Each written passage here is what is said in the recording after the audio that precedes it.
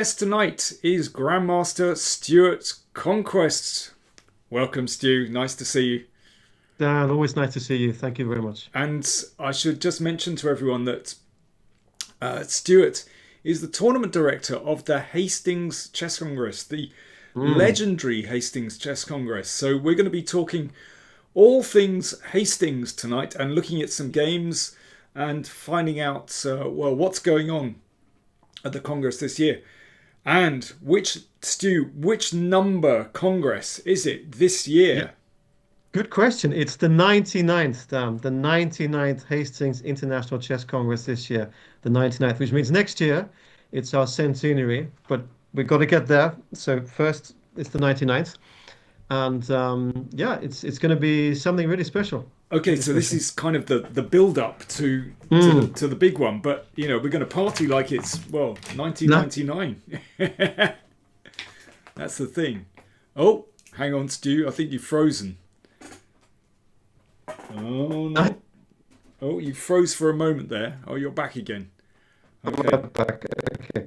I'm gonna I'm gonna put these in. Hang on. This might help the cause. That might be better. Let's see. How's that? Yeah, I can hear you. That's good. I should just close a few things off here. Yeah. So the Yeah. welcome everyone. I can see that people are already here on the chat. So if you're out there, let me know you're out there. It'd be great to have your questions and your comments, and we're going to be looking at some games. So to do, first of all, a few nuts and bolts. Give us the Yeah. dates of the Congress. The games kick off on the 28th. That's a Sunday, the 28th of December, which is just after Christmas, of course.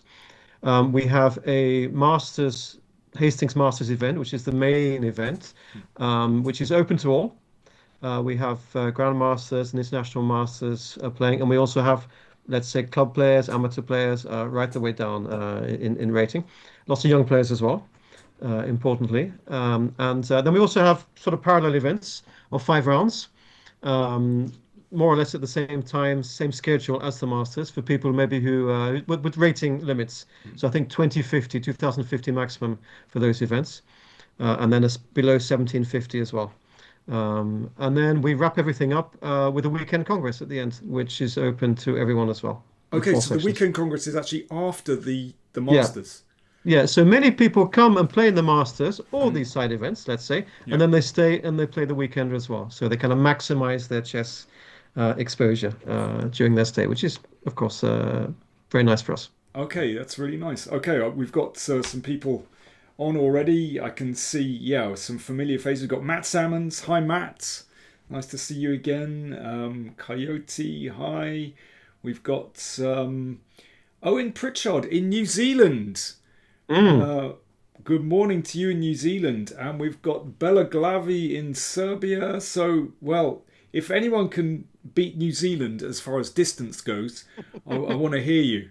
But let me know where you are. We often get there's a particular viewer in South America as well, in Paraguay. So we'll see if he turns up. He's always a very welcome visitor. So Mm. I'm not sure. Probably New Zealand's. No, New I Zealand must think be so. further away. Yeah, yeah. But anyway, Yeah, yeah.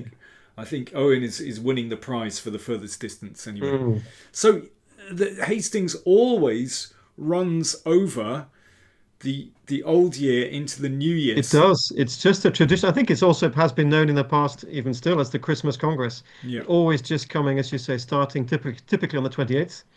I'll be going down to Hastings on the 27th to help set up the tournament hall and make sure everything is as it should be for when the players arrive. And I say it's I think about 3 o'clock we start on the 28th, on the Sunday first rounds kick off then. Fantastic. And of course, people will celebrate New Year in Hastings. I mean, where else would one choose to be apart from there, you know? Well, exactly. Yeah, I'm just going to say the furthest distance away we've got Jeremy in Shepherd's Bush, Okay, down the road. just down the road, and that's our friend Jeremy Hodgson. Oh, hi, Jeremy. Good evening. Jem, good to have you with us. And we got Kale from Good Afternoon from Texas. I love Hey, this. You see, we're Fab. bringing the world together. Very nice. Fantastic. Fantastic. Fantastic. So Mm, I should mention to everyone that Stuart, you actually grew up in Hastings. I So did. it's Yeah, in well, your my blood. parents, it is in my blood, really, and that's a large part of why I'm sort of trying to help out as I'm hoping I'm doing at the moment. Um, because my parents moved to Hastings when I was eight and a half, 9, and then my sister, and from then I really, although I already played a little bit of chess at home just with my dad and my mum, we joined the local chess club in Hastings, very esteemed and long-established chess club there, and I started to play more often, and I started to have lessons as well, and play in the club championships and so on, and the Christmas Congress, and the Congress, of course, every year. Mm, So that was where I really started to kind of not take off, but certainly get experience and improve and get my teeth into the game, so to speak. it's fantastic. And I lived there until about the age of 18, 19. So, and then many times I've been back, of course, to play in the Congress myself, How many times have also you to played visit. in how many times have you played in the Congress? Yeah, I must have played about 20 times or something. Wow. I should count up. Yeah, something like that. Something like But that. Yeah, I even won the top group a couple of times. They shared first a couple of times of the Premier tournament. legend. A Legend. legend. There you go. Legend. Yeah. You and Capablanca and Oh, wow. Alekind, Of course. Karpov, Yeah, Tal, and yeah, yeah, Stew. yeah. Just rolls off your tongue. Yeah, It yeah, does. yeah. Fantastic. And So, we've got hi Stuart from Battersea, from to see. Gibraltar. Then we've got Okay. Lawrence in Battersea. We've Okay. Hi, got Lawrence. A. Moyes in Southend in Essex. Hmm. Hmm. He says he's always wanted to play in Hastings. Well, now's your It's not too late. Come on down. Come on down. Come on. Yeah, we have Fantastic. tournaments for all shapes and sizes, all ratings. Just come, just come. And later we can give the website address down and so on. But it's just so easy to enter and just come and play. Well, we've just for everyone on the chat, everyone watching, that we've actually pinned the Congress website address Okay, on the thank you. chat, so it's there permanently. hastingschess.com. So if you're Yes. interested, go for it. And we've got Melrakan from the Nordics, and we've got Mick Thal from Mm, Germany. Excellent. So okay, we're bringing people good, good, together. good. Mm. Stu, I think we should look at some chess. Okay, And do you want to introduce this first game? yeah, thank you. Now this game is well, the winner of this game, who's playing the white pieces, is a very young man, boy, I should say, because at the time of playing this game, I think he was only 9. He may now be 10 years old. And it's really a beautiful game of chess that we're going to see. And it was awarded, but the thing is down with best game prizes. We come back to this, that sometimes you don't have time in the hubbub of the whole Hmm. tournament and things to sort of fairly award the prize at the time. Hmm. So we didn't quite get around to awarding it at the prize giving. And then later on, I haven't seen this young man since. He can't come this year, unfortunately. I spoke to his mother a few days ago. But this game won the best game prize in last year's Hastings Masters, and Okay, so a young man of 9 years old. it's played by Louis Cheng. Louis Cheng, right, Louis from Cheng Scotland, from Scotland. I think he's from Edinburgh Chess Club. I believe so. So hi to everyone in Edinburgh, because I'm going there in next month, actually, in a couple Yeah. of months' time, to Edinburgh Chess Club.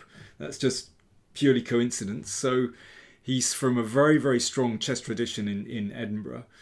And just looking up his details, apparently Louis won the World Under 8 Blitz Championship Wow. in a couple of years ago.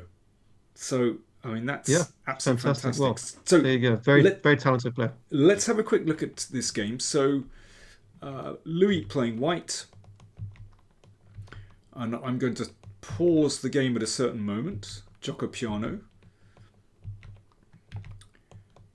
Very standard so far. Yeah.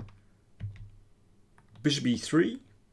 Just Okay. Why not? exchanging off that potentially dangerous bishop, and d4. I think actually, to my eyes, black reacts pretty well actually, because I think so. Yeah. D5. It looks. Yeah. So white is left with the isolated queen's pawn. Both the black's knights there able to jump into D5. And I think this next move signals Louis' aggressive streak, his aggressive bent somehow. So knight e5. Knight c5, great move. Yeah, brilliant. On the And outpost. yeah, and also frees the rook to swing, doesn't it, Dan? Which is, as we're going to see, is vital. Rook g3. See, I like this. It's Mm. straightforward. You know, he knows what he wants to do. He wants to attack the king, and he swung the rook over. Yeah, king h8. That's a good move because now black threatens queen takes d4, which obviously failed before because of bishop takes h7 check. So king h8 defends the pawn. I think that's quite a cool move. And that's actually a good move. Rook a6 is a good move. Yeah. It's a nice move. So I should mention that Louis is actually playing white, but I think his opponent is playing pretty well. I think it's a really cool move. Yeah, he's playing a Yao Yao Shu. Yeah, she's playing a nice Rook a6 is good. Yeah, and I think queen d2 is correct. So just supporting this one. And that's the other reason, Dan, why we gave this game the best game prize, because in fact Black has played well. Black has played sensible chess, and it's not like Black has made any obvious errors or anything. Yep. Queen g5. Threatening mate. I like this. You know, it's just really going for it. I think, you know, for a 9-year-old to be playing like this, to have a very clear idea of what they want, you know, of a nice attack against the king. Great. Okay, that's defended. I mean, I believe down there, I think that the computer move there, or the engine move, was g6 at that point. But, okay, you know, rook g8 doesn't look bad at all. G6, he also looks a bit scary for Black. Looks really scary, actually. A loosening move, doesn't it? Yeah. So you can't blame her for playing rook g8, certainly. Okay, so rook g8 played. Now, I'm going to stop the game here and throw it over to our viewers. What would you play here as white? So white to play in this position. Let's see what they come up with. Yes, as Melrakan says, g6 is a scary move to make. Yeah. I mean, I haven't really looked at this with the computer, but I have to say, rook g8, I don't know, it feels... Well, it all feels a bit scary by this point, actually. So, question to our viewers. And it's kind of make or break for white because d4 is falling. The d4 pawn is falling. Melrakan suggests h4. H4 wasn't played. I suppose the merit of playing h4 is that it gives the king an escape square. But it feels a bit too slow. Anyone else like to make a suggestion for white? This is where it gets very cool. Andrew Glass suggests knight g6. Well, that's interesting. Well, I'll take it with the f pawn.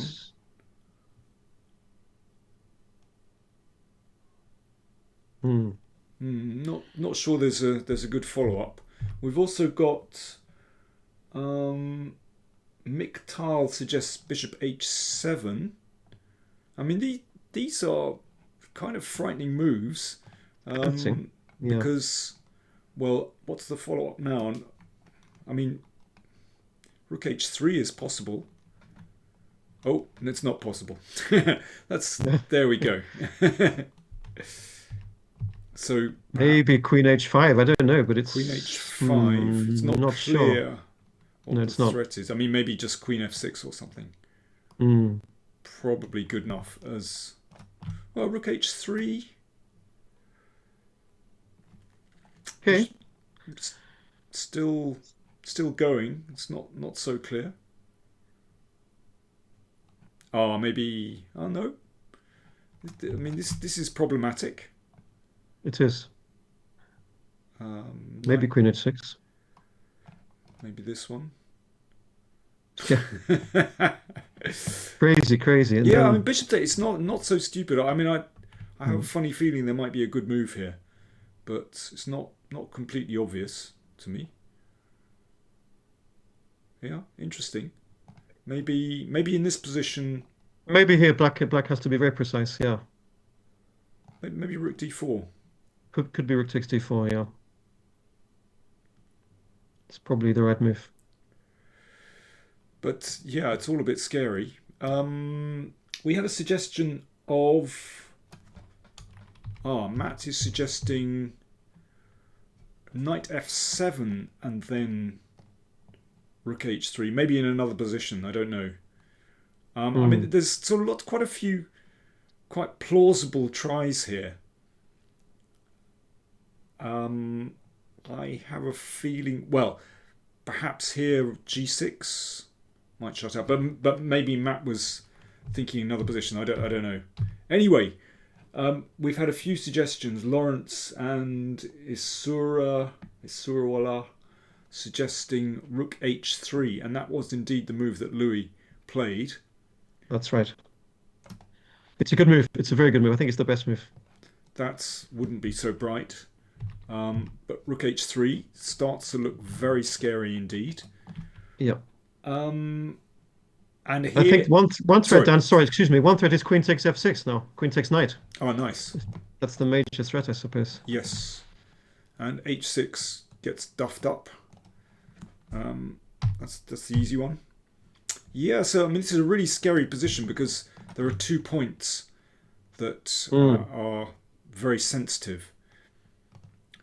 I mean, maybe we should sort of flip it round and just say, how do you defend as black, actually?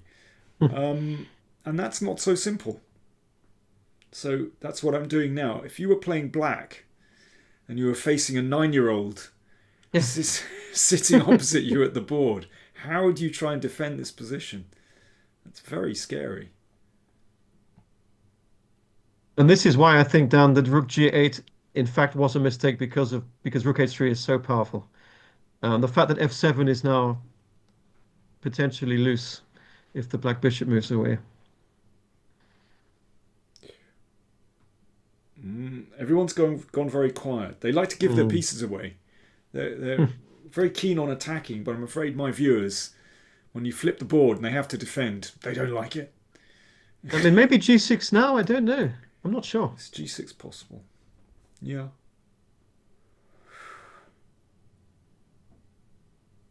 Golly, there are so many sensitive points. I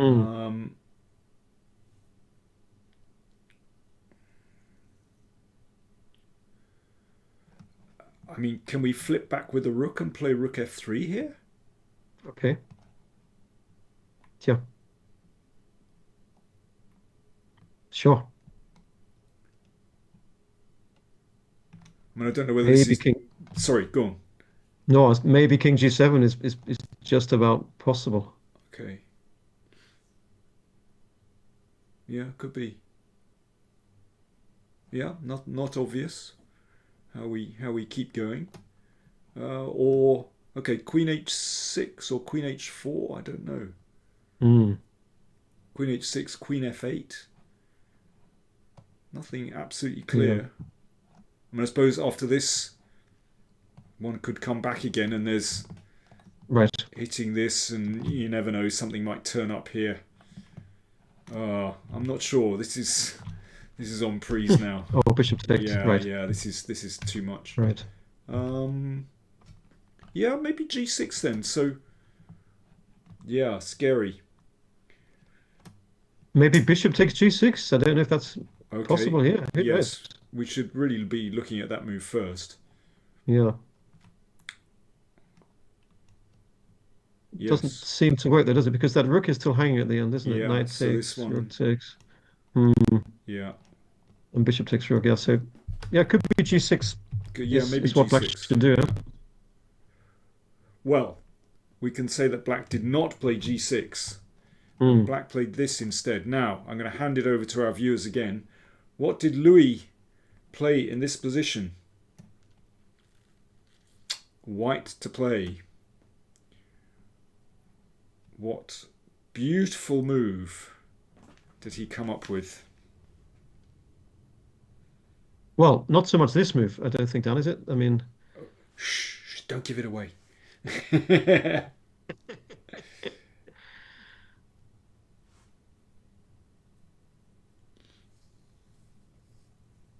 White play, folks.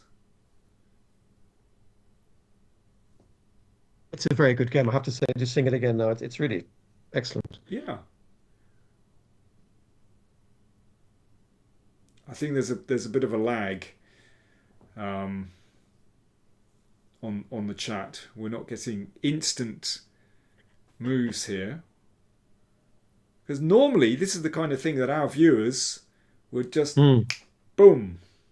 right. Matt says rook takes and then queen f6. Right. Now, this is interesting. Yeah, that does look very strong. And I think, well, we can come back to it, but black does have a defense here, amazingly. Ah, do you mean uh, do you mean this one? I do. Well, I think, yes, exactly. So queen d1 and then pawn takes. Right. So there's And no then longer checkmate. white has rook and knight hanging. It's just a Wow. great game, huh? Okay, that's How is about that? I mean I suppose can white continue this somehow? Play Well, an I think black's endgame. okay. I Yeah, think maybe black's okay maybe now black's okay. That's really interesting. I mean I because suppose the two pieces are you hanging. Yeah. can, but I don't know. It's quite a strong bishop, isn't it? And the rook comes across. Not so clear, I would say. Actually, probably black will I make think make a draw. I Weak think back rank. black's Yeah. yeah, that's right. So I'm afraid not that one. Ah, Neil Irving. Um, Melrakan says, honestly, there are so many tempting options. I'm having executive dysfunction. um, Neil Irving has it. Well done, Neil. Well done, Neil. Beautiful move. Queen g6. Absolutely fantastic. Yeah, Um, so it's exploiting the astonishing. king. We've got so many pieces that are hanging somehow. Hmm. The bishop controls d1. Yeah. And of course, this one allows knight f7. Threat. Let's play rook h7. Hmm. And that one is checkmate. So basically, that one is a clean knockout. There is absolutely no defense. I think it's the only winning move as well. Queen g6. I believe so. Yeah, brilliant. As Tweedledee says, wow. Yeah, that really is. I mean, I think that's a really worthy winner for a best. Mm, As a best game prize, you want something that's kind of sparkling and exactly. surprising. And I think it's really interesting that we had quite a few suggestions for rook takes and queen f6, but queen Mm. g6. It's a wow moment, a champagne moment. Yeah, And it's one of those moves. It doesn't actually. It's not a capture, is it? It's not a queen takes something. It's just a putting the queen on a square, like of all squares. There, g6. yeah. Reminiscent, Dan, of course, of a famous game, isn't it? The Frank Marshall one with the queen g3 as black. As as Similar, sort of. as one of our viewers has said, a true Marshall successor. Yeah. Yeah. Kale in Texas says that's one of the most beautiful moves I've ever seen. Well, there There you you go. are. There you go. Malrakan says I would never have found this. That's why I don't usually go for crazy attacks. Mm. And Kiwi says, what about Queen D1? Well, Queen d1 now, just bishop takes, and it's a very nice mate as well. F takes, and it's a smothered mate. yeah. And Bishop takes. I mean, basically nothing has changed. Mm. It's still mate. I mean, Yep. it really is a straight knockout. Fantastic stuff. So there we go. So Mm. that was the best game prize from Hastings 2024-2025, awarded to Louis Cheng, played when he was just 9 years old. Great Exactly. stuff. How about that? Fabulous. Dan, what about this year? Now tell me, I know we've been talking about this for this year's Congress coming up and possible best game prizes and so on. Well, there you Could I go. invite you to talk about that a little bit? Yeah. I have an announcement. So I really wanted to just support the Congress in a little way. So I thought it would be really nice to offer a best game prize. And I'd like to give a best game prize for the best game played by an under 18 in the event. So it could be from the Masters, it could be from the weekend tournament, it could be from any other tournament. But I thought it'd be really nice to have a best game prize from an under 18, because we know about the great traditions of Hastings, the 1895 Congress, right through to the present day. But and I really want to look at some old games tonight, actually. But I want to do something for the future, and I'm looking forward to more congresses and more great players coming through the Hastings Congress. So there we go. I'm offering a best game prize, a cash prize for the best game played by an under 18. There we go. So you can stick it on the website or whatever. We will do. Thank you very, very much. Supported by the Thank you. PowerPlayChess channel.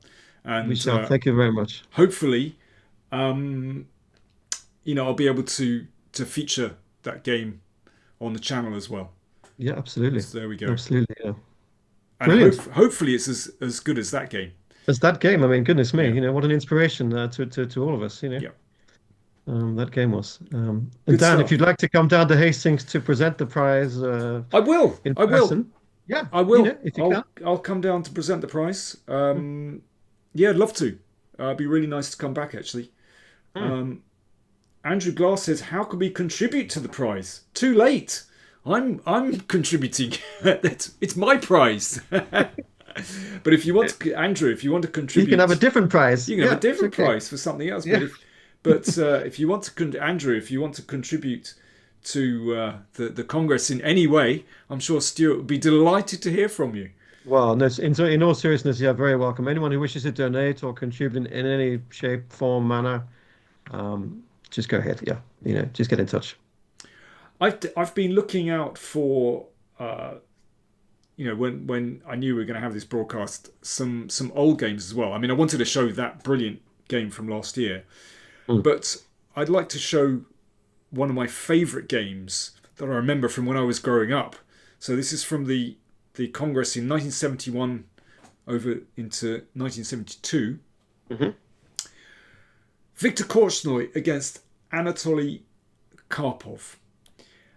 I mean, two legends of the game, and of course they had an extraordinary rivalry.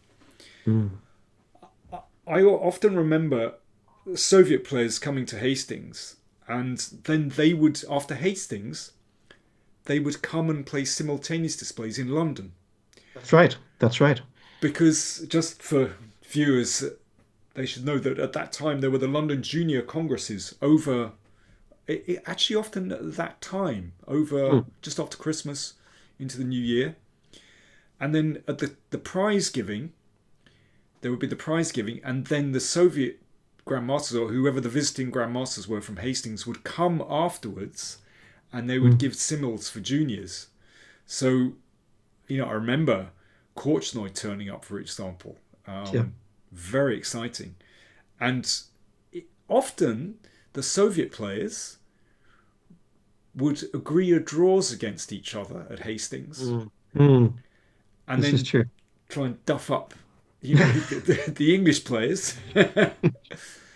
But that's why this game was very special, because Korchnoi fought against everyone.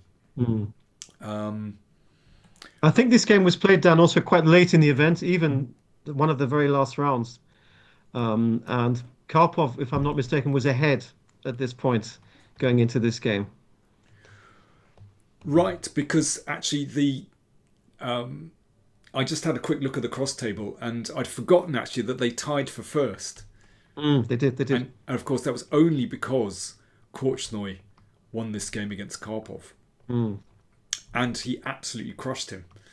And it sort of foreshadows their incredible rivalry. Of course, in World Championship matches, they played in 1974, the candidates final, which Karpov won, which meant that he qualified to play against Fischer. So we have a Tory attack, and White gives up the bishop pair, but in return has the censor. And he castles queenside, does he not? Yeah, I mean, to my mind, Karpov was already played inaccurately, actually. Because after bishop g5, so a torre, for me, b6 is not the best move. And I think after this, I think White has a pleasant position. Yeah. Because normally, okay, just a little bit of context for our viewers. Trompovsky and e6 is a very normal move, and then e4. And in this position, Black normally plays with d6, and basically you go for e5, after due preparation, but you don't play with b6. And with b6, this is actually quite pleasant for White. Yeah, a6 played, an unfortunate move really, but after this and bishop a6, quite nice for White. It's a bit annoying, that's right. Yeah. And typically, of course, Korchnoi likes these positions. He loves to castle queenside, actually, with White. Okay, I'm just going to zip through this first bit. Knight c4, very nice. He's looking to spin around here and looking at these nice squares. Yeah. Okay, I think I'm going to leave this one for our viewers. Okay, White to play. What would you do next? White to play.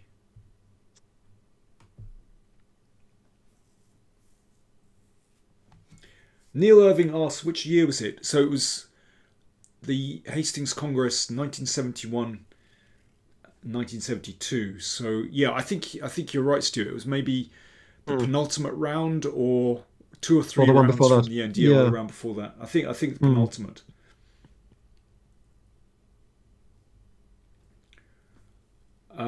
White to play. White to play.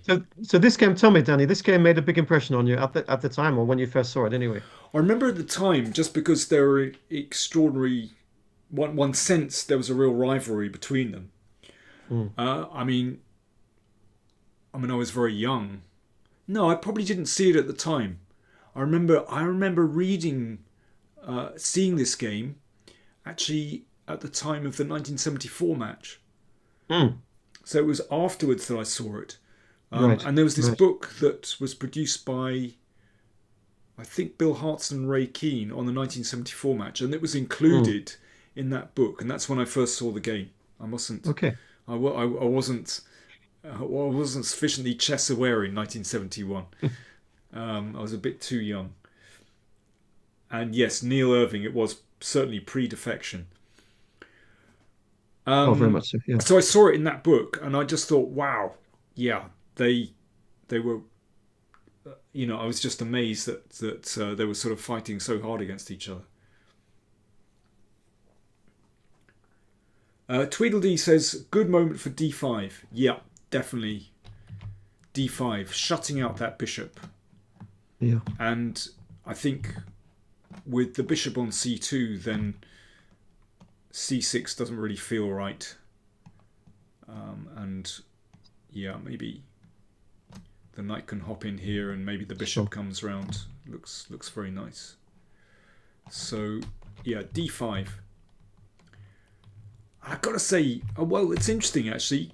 Of course, Korchnoi could have taken on c6, but after c5, he didn't take. Could have done, I think. But instead just switched round. You surprised by c5? A little bit, yeah. From Black, although what's Black doing? I mean, it looks that White is going to be pushing up on the king side with h4, bring a knight round, possibly g4, g5, as we'll see, I think. And Black needs something. Black, But with the bishops but blocked in by his own pawns. but that's why I think, to my eyes, c5 is a very strange move because the queen side is still closed. Why c6 not would, play c6, in other words? Yeah. yeah, I think it was a bit careless from Karpov actually. Hmm. Right, I'm going to hand this over again to our viewers. White to play. What did Korchnoi do next? So, He Stuart, must have what? played. Sorry, go Sorry, on. Dan. No, go ahead. Go ahead. No, I was just going to ask you what was the sort of first congress you played in, or even before then? When were you sort of aware of the congress, or were you just aware right from the moment you actually moved there? Well, I mean, my dad took me along to the Falaise Hall, which was the venue at the Yeah, time, and I remember walking around and the bookstall. I think my father brought a very nice chess board and chess set on that occasion, mm, which I still have.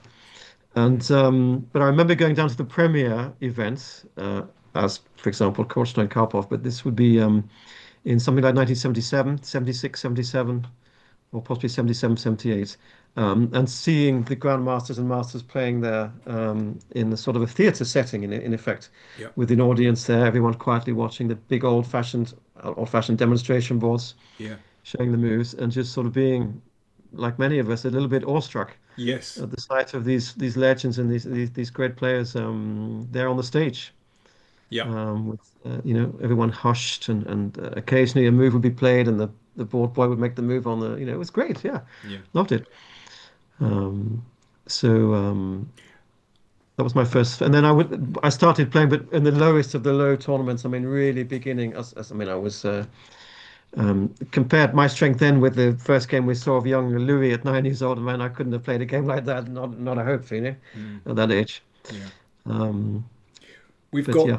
got suggestions for uh, g5 and h4. I mean, I think both Mm, moves are good, but typical Korchnoi, he was always in a hurry. yeah. Honestly, he was always so completely direct. And the point is, if this is taken, then this just opens up lines. And I mean, f6 is absolutely dreadful. And I mean, That's right. this is practically mate, absolutely crushing. So Yep. h5 played, and now, well, in fact, Murakan has suggested this. Yeah, geez, this is the point, that it's possible just to open things up like this. Very important G6 before Black plays G6 himself.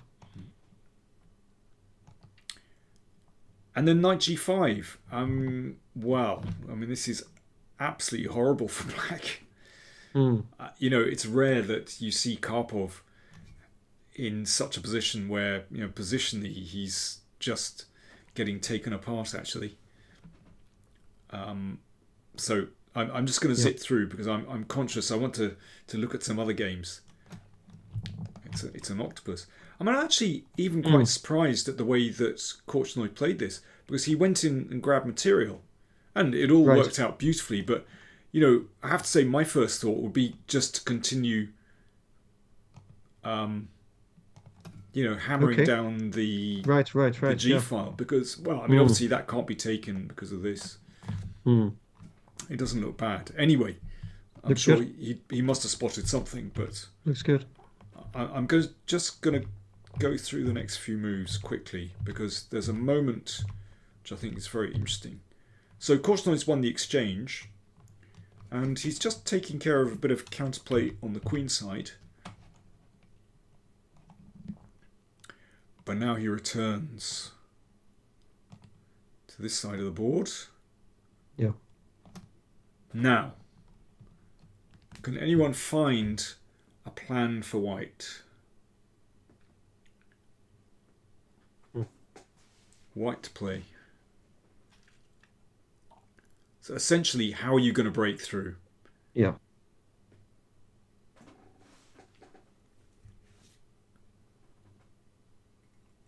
It's not straightforward, is it? I mean, Well, it is because I've seen the game. well, No, it's not. No, it's not. It's not sort of mating two. I was going to ask you quickly, Dan. You spoke earlier of the Soviet grandmasters Yeah. from Hastings coming to play symbols. You must have played a few of them yourself Oh uh, golly. I in your yeah. time. I mean, this was for me. It was an absolute high point of the year. You played the London Junior Championships after Christmas. Mm, So I grew up in London, and there were like hundreds of kids playing somewhere in mm. central London or North London, usually actually in Islington. And then afterwards, these prize givings and then the simultaneous plays. So yeah, I played against Bronstein. I played Okay. against Vaganyan. Oh golly, I can't remember. I didn't play against Korchnoi. I think I was Mm. Korchnoi was playing against the stronger ones, and I was in the lower group. I think I only got to play against Vaganyan. I mean Vaganyan, Well, amazing. come on, Yeah, I come mean on. he Yeah, was brilliant. yeah. I think he won. He Did won he? Hastings one Yeah, year, he you won. know. Yeah, I think it was after Pretty that. sure. Pretty After sure he that won win one that I year. played against him. Hmm. Um, and then Hort, I played against. Okay. Yeah. Incredibly strong in the 1970s. One of the Hmm. strongest players in the world. Absolutely. Yeah. Dorian, I played against, who again in the Okay. 1970s, quite a pretty strong player. Mm. Um, yeah, I, I probably, yeah, I didn't get to play against Korchnoi, but Mm. Tweedledee suggests f4 and then e5, sacking the house. Well, maybe, but it's a little bit problematic. There's actually a more reliable way of breaking through. No one's actually. Well, Marocan says the bishop needs to get back in the game. It's true, but not in the Yeah. not via f4 basically.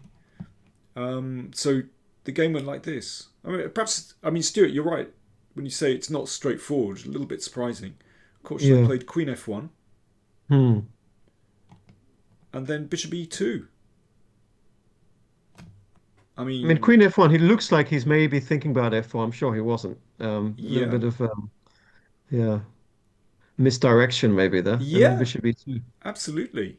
Or maybe, considering, Okay. Sure. maybe, That's right. as you say, a bit of misdirection, perhaps sending a message that perhaps he was looking to bring the queen out here or something like that, and Mm, suddenly mm. he's just done this, and this is game over because the threat is to take here and bishop Right. h5, and Yeah. indeed, well, in that position, the queen would come out to h3. I mean, I think Mm. that's a sort of by the by, and this is what happened in the game, and this is absolutely crushing because if knight takes, then bishop h5, take here, Right. and basically the king is in a mating net.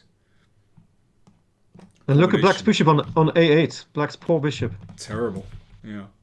So in fact, Karpov just gave up his queen, Mm. hoping I think to put up some defense with this lovely knight. But Right. well, this was meat and drink for Korchnoi. Actually, I think this is a brilliant move. It's funny, there are going to be lots of ways to win this to win this position, but knight g2, that really Nice. surprised me actually.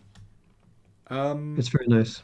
so basic idea: if this is taken, and then the mate is actually unavoidable. Oh, it's That's right. Yeah. really cool Beautiful. move. So Beautiful. it's just a way of getting rid of that strong knight. And well, white is taking a lot of pawns. Mm. And well, here Karpov resigned. Okay. Yeah, absolutely superb. So yeah, that's always been one of my favourite games actually. And yes, Mm. you're right. Of course, I didn't see it at the time. It's funny how your sort of memory plays tricks. I was too young, but I saw Yeah. it from that book, and it's always just really, really impressed me. Now, you're going to pick a favourite game from the past. Yes, you are. we talked about this one earlier, What about folks. okay, yeah. Okay, this is an absolute evergreen. It's a Hastings evergreen. There's a few contenders as Yeah, well like that, but this is really special. It's a special game. This game was played on New Year's Day. How about that? New Year's Day, 1935, 1st of January. Lilienthal against Capablanca. Well, two legendary names. Um, I had the pleasure of hearing Lilienthal talk Mm. um, in front of a large audience in Berlin in, oh golly, it was probably 20 odd years ago, maybe over 20 years ago.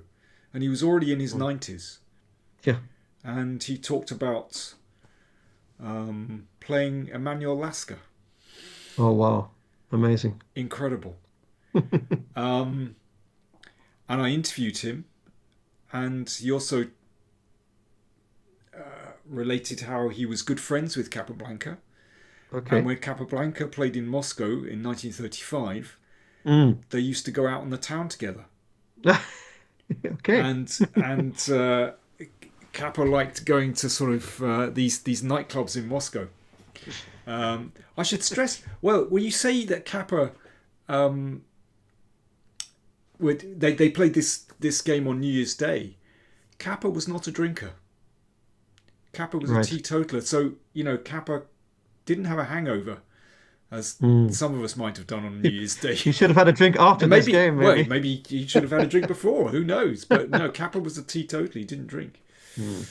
Mm. Anyway, Lilienthal, an incredible man. I think, did he reach 100 or did he 99, maybe. 99? Yeah, Yeah. an amazing man. And I have to tell you, he still had a sort of glint in his eye Yeah. when I had a chat with him in his 90s, and he obviously lived a very enjoyable life. Mm. So we've got the good old Zamish variation. Yes, indeed. F3. Well, A3, sorry, and then F3, yeah. Ever played this Sorry, have I ever played it? with white? Oh, yeah, I think so. Why not? Bit of this, bit of that. It's Yeah, actually become quite popular again now, Danny. The Samish variation, hasn't it? At it the highest has. levels. Yeah, Amazing. Yeah, yeah. One of these openings, that one of these variations that was kind of discredited, I would say, Mm. but has come back into favour and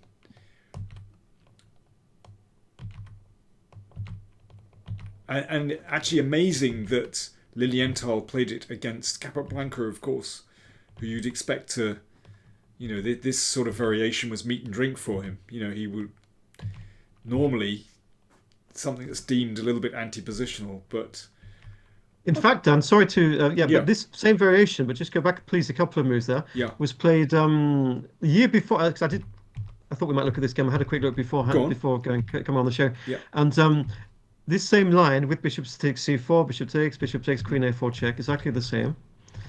Queen d7, queen takes c4. Up to this point, they're following a game Alyekin against Eliskassis from Hastings the year before. wow, Hastings the year before. Alekhine played this line against Eliskassis. And here, Eliskassis played knight c6, and followed by knight a5, and then castles long. And the game was drawn. Um, so okay, interesting. there you go. Hastings, a kind of melting pot of Hot opening theory, hot theory. theories. Yeah, So yeah, that's right. I mean, sorry, I've just seen that the notes are there now. Yeah, Mm, well, it's just typically unclear position for this opening. I mean, mm. it's very hard to divine what's going on there. But okay, Kappa played this, and Of course, white keeps the queens on. yeah, You see, he plays rook d8. He doesn't castle queenside as in the earlier game. He plays rook d8. yeah. Well, is e5, g5? I guess that's probably E5 or okay. g5. Yeah. Yeah. Yeah, that's interesting. Yes, I wonder why he declined to. I mean, listen, it's just a very unclear position, isn't it? Yeah, of course. Yeah, yeah. A4, I don't know. But yeah, that's certainly possible. But okay, he went rook d8. A5 now. A little bit funny, that move, to me. I have to say, it seems a bit casual. Yeah. Stu, I've got a question for you. Evidently he doesn't want a castle because of e5. Go ahead. Yeah, sure. Question. Well, from the chat, Mm. the book The Chess Battles of Hastings by Yes, Brustkern and Vallet. Is it yeah, good? Stu, it's you're an the man to amazing book. ask. It's a fantastic, it's fabulous. Honestly, sincerely, it's a lovely book. I got my copy here. I was just looking at it before we went on the show. Yeah, it's a lovely book. Really nice. I think you First wrote a class. forward for it.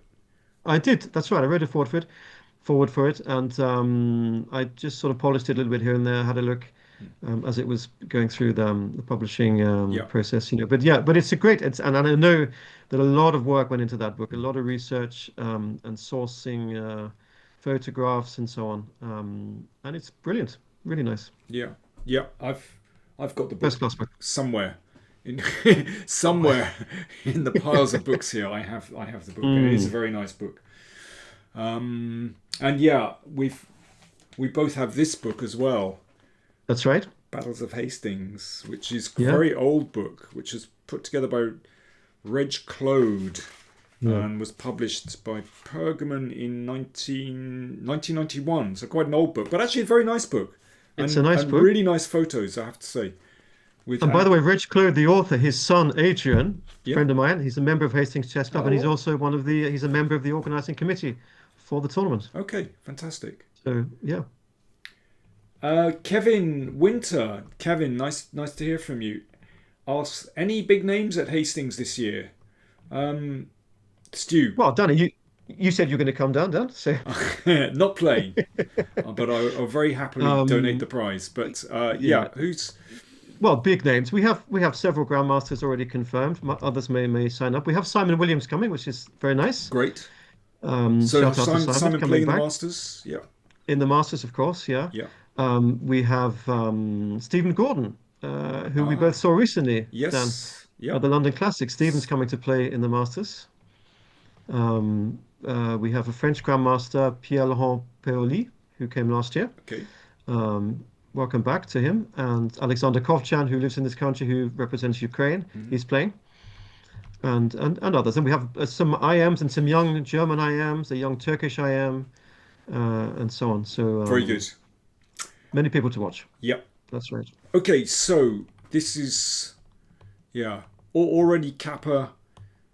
Once he starts playing Rook D8 and then Rook back to C8, you feel Mm, something's kind of gone wrong, and this is the moment where Kappa goes badly wrong. But it's already quite a difficult position. Um, let's just cut to the chase. Queen takes right. E4, and this is the famous moment. I mean, maybe. Mm, I mean, if you're thinking of sort of the most famous positions from all the Hastings events, this yeah. would be in the top five. Let's put it like that. Absolutely. Yeah. Absolutely. Yeah, it would. It would have to be. Absolutely. Um, So, what did yeah. Lilienthal play now, and why?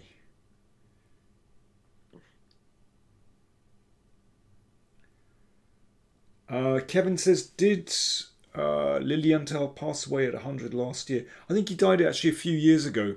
Mm, Um, no, it he wasn't did. He last did. Yeah. year. It would have been, could have been over 15 years ago actually that I Lilienthal think it was passed around away. 2010, in fact. Yeah. Yeah, something Yeah. like that. So what did Lilienthal play now? And I should say that this in the year this was played, 1934, 1935, Mm. the winners of the tournament were Ivor, Floor, and Sir George Thomas shared How about that? first with Yeah. 6.5. Capablanca was fourth with 5.5, and then Botvinnik and Lilienthal on 5. And Stu, you mentioned earlier, so Botvinnik, this was his first ever It, visit. I believe so, to Britain. Yeah. And what is interesting, Dan, I just also found this out earlier this evening, was that he wrote, and the letter was published to the editor of the Manchester Guardian, I think it was, a letter when he was back home in Moscow, describing his trip to Britain and how he'd been in London first, and he went to the British Museum, and I think Westminster Abbey, and enjoyed himself and was sort of praising this and that. And then he went down to Hastings and described a little bit of the tournament and the very bad weather at Hastings when he arrived, the wind blowing his hat off and the rough sea and so on. So, but it's a charming letter actually, and this was published, as I say, in the British press Wow. in sort of March 1935, I think. Fantastic. I'll have to Um, find that, yeah. or ask John. John This is on Saunders. John Saunders' website on Yeah, BritBase. I saw this, I'll yeah, have to look that up. and also, in fact, I think you mentioned earlier, Dan, Moscow 1935 was a big sort of super tournament of Mm. that year, and so we just said you just said that Sir George Thomas tied for first in this Hastings event, and apparently Botvinnik invited Sir George to come and play in Moscow in the 1935 event, and Sir George politely declined, Mm. didn't take up the offer. I wonder if that was political. It's Ah, possible. I that's don't know. It's I hard. wonder. Hard. Yeah, don't know. Mm, Even they must have known about Stalin at that time. So 1935, yeah, and Sir but George had strong connections mm, with the establishment. I don't know. mm. Um, Interesting, though. yeah, very interesting. Yeah. So Mm, yes, Southern Chris says got to be E takes F6. Absolutely. mm, Yeah, and mm. this is one I would, as I said, one of the most famous moves in Hastings chess history. So at this moment, Yeah, it's just one 94. piece, knight d4, which opens up the e file. And yeah, this is I think absolute black is just crushing. busted here. Yeah, black is busted. Um, yeah, if well, I'll just play through one of these variations, which I don't know who annotated this, but yeah, and that's actually checkmate. See, the Mm, king is completely caught. So just yeah. very quickly, this is how the game concluded. And, well, here actually, I think Kappa resigned. I think he resigned here, yeah. Yeah, I mean, yeah, there we go.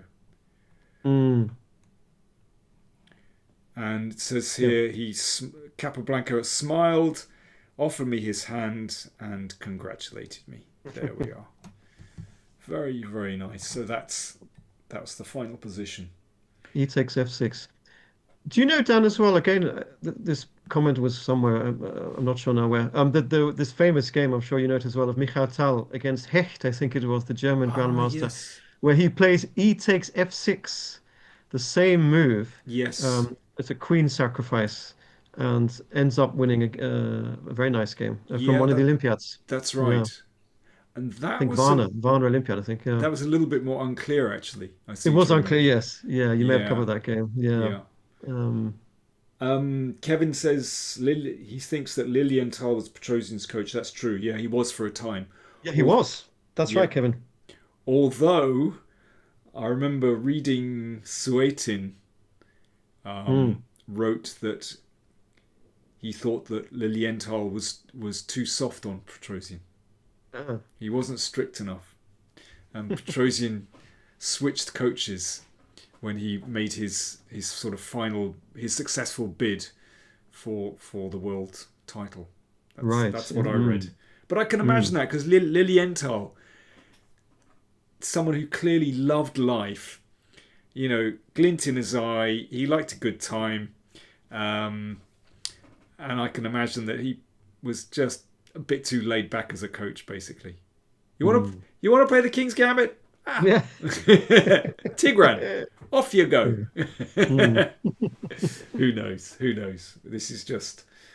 I'm just inventing this, Oh, but good stuff. it's But and possible. Swetin, by the way, I remember he came to Hastings as well, Yeah. Dan, Alexei Swetin, and he won, if I'm not mistaken, Hmm. he won what was then the Challengers, which was the qualifying event for the Premier, Pretty sure he won that and ended up and thereby qualified for the following year's Premier tournament. Right. Yeah, yeah, that's right. That's right. Alexei Swetin, yeah.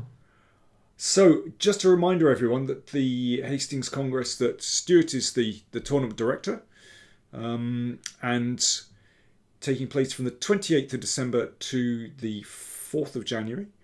So do Yep. check out the hastingschess.com website, and there are various tournaments. If you can't make the whole week for the Masters, there's the weekend tournament. And Yep. Stuart would be delighted to hear from you. I would be. I will be. I shall be. Yeah. Yes, absolutely. We have a nice big venue. All the games, all the tournaments are played in the same hall under one roof, which is nice. We have plenty of space for more people to come and enter whichever section you fancy. We will be glad to take your entry, and you'll have a great time. You'll have a great time. Now, Stuart, time is running short, but what I want to do is finish with another classic. So Go. here we go. You choose. Here we go. Oh, I hope you can see this from the Hastings Open, 1994-1995. Stu, it's one I of didn't know this yours. was coming. I didn't know this was coming. I haven't prepared this. This is my selection. Okay, shoot. Yeah, great. Listen, I wanted to pick one of your games because, as you say, you've played on so many occasions in Hastings, and I have to say it was very difficult to choose a game from you because you've played some classics, but this one I just thought this had a little kind of extra something. Quite I think unusual. I've looked at this game for ages and ages. Well, there you go. It's brilliant to see it now, right? I hope it's a happy memory. But I thought this had that classic bit of English originality to it. So I'm black and I'm playing Jan van de Mortel from Holland, from the Netherlands. Yes, that's right. Do you want me to flip it around to look at it from your viewpoint? Would that help? Oh, I think that's It might help nice. you. So already we have imbalance on the king side. F5. There we go. It's all kicking off from this point. King F8. Oh yeah, that's a nice move. Is it though? I like that move. King F8. Oh, it's not, I like it. Yeah. Well, and then you snatch the pawn. Okay. Came all the way back.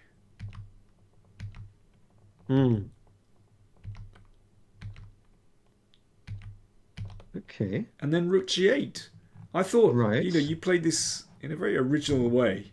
Yeah. So basically, you're starting to point. I was probably tearing my hair out at this point, and Well, I don't know. I mean, black doesn't appear to have much of an attack, and Stu, come clean. Do you remember anything about this game at all? I actually don't remember this game. I really don't. I don't remember it. I don't. I really don't. This is brilliant. It's a brilliant yeah. game. It was just another day at the office for you, wasn't it? I looked at this and I thought, Stu, you've surpassed yourself. Incredible. Look at this move. Rook g7. Oh, wow. Rook g7. It's like I'm looking at someone else's moves. I know. Yeah. I thought this was bonkers. And king g8. Oh, is he going to sack the exchange? Oh, right. Okay. A little bit Yeah, scary. he's given okay, white sacrifices the exchange. But I love this. Rook g7 and king g8. This is great. And now, this is good stuff because, okay, Bishop c8. you want to bring your rook into the game. Very nice. All right. Okay. And then you pop the Rook bishop b4. back. Hmm. I mean, Well, yeah, queen a8. what a little bit of maneuvering to reach this position. This is tremendous. And your opponent clearly didn't believe you. Well, Because he prompted c3. Well, he knew what was coming now. I'm sure I think he he knew what did. was coming. He said, He must okay, have, yeah. let's get it over with. Yeah. So you took it, as anyone would. As anyone, yeah. And now I see the g2 pawn and this diagonal. Goodness me, look. Look at this. Knight coming to f4. Wow, rook g2 check is threatened. Stu. Down, it's a stunner. It is a stunner. You can't even remember it. What were you doing on New Year's Eve? Look at this. Oh, beautiful. Knight Why takes didn't c3. you can't even remember it? This is the I tragic can't. thing. And And well, it's not here, tragic. Oh, knight e4. Goodness me. 94.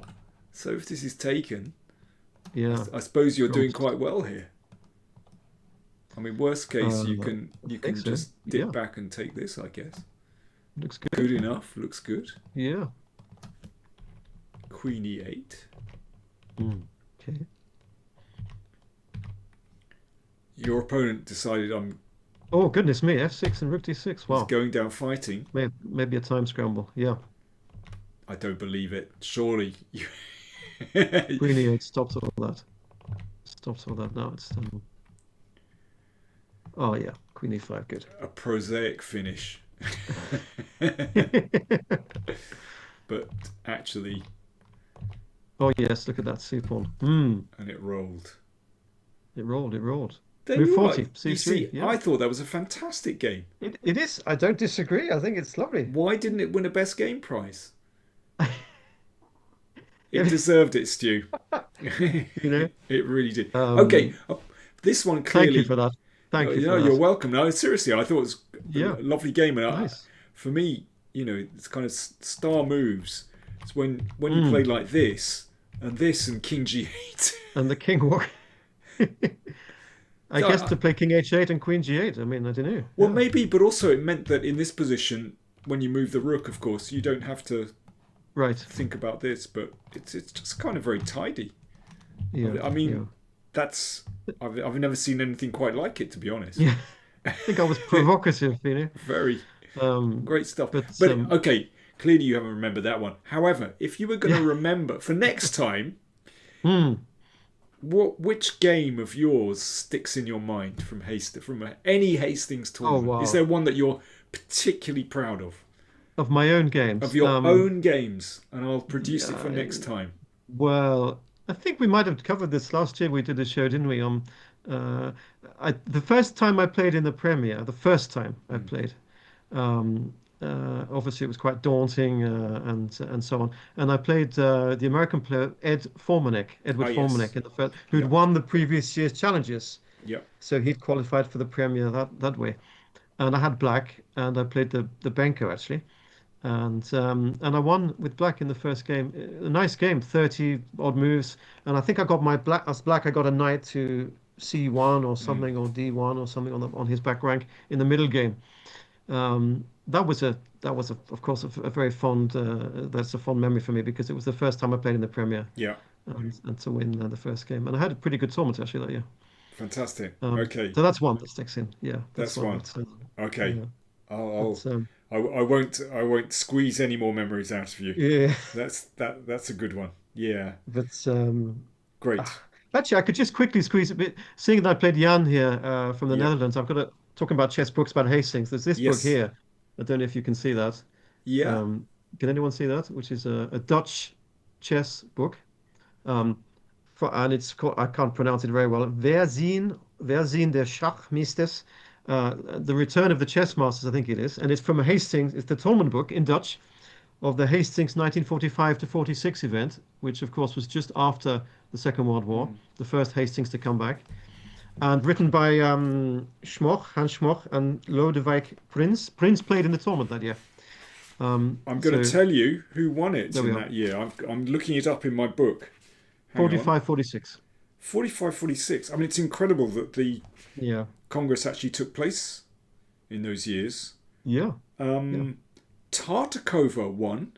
Oh, yes. With 9.5. Ekstrom, Sweden, 9. Denker, Oiver, and Steiner from the USA. Okay, two Americans. So Denker, a very strong player on the US team in the 1930s when the USA team was incredibly strong. Yeah. And Oiver and Steiner had 7 points. But Tartakova, I mean, an absolute legend. Yeah. Still playing incredibly well in those years. So he won with 9.5 points. Wow. Out of 11. Is that right? Presumably out of 11. I haven't got Yeah. table. Mm, Hang on, 1, 2, 5. I Yes, think so. out of Yeah. 11. And Yeah. other Easy. players: Aitken, Mm. Prince from Netherlands, Sir George Okay. Thomas, Again. Christoffel Yeah. from Switzerland. I played once against Christoffel from Oh, Switzerland. really? Yeah. Jacques Mises played. Devos Jacques and Mises. Yeah. Sargent. Yeah, yeah. So you Mises. played Christoffel, who played in the 1945-6 Hastings I Premier. did. Wow. I played him in Switzerland in sometime in the 1980s. Mm. Yeah, there we go. Amazing. Um, Yeah. Stu, I think we better leave it there. Thanks Okay. very much, Thank you. as Thank ever. you. Very, very interesting memories, and but also great to hear about the Hastings Congress, which takes place from the 28th of December to the 4th of January, so just a few weeks' time. And Correct. all the details you find at Correct. hastingschess.com. We've Yep. pinned the Thank you. website to the chat. And All welcome. Everyone is welcome. Come along. Come down. Play. Come and watch if you can't play. You can play for 3 days, 4 days, 7 days, whatever, you know? yeah, fantastic stuff. All right, listen, thanks everyone for joining us, and we will see you all soon. Thanks to you. Take care. Thank you. Bye Thanks, now. Dan. Cheers.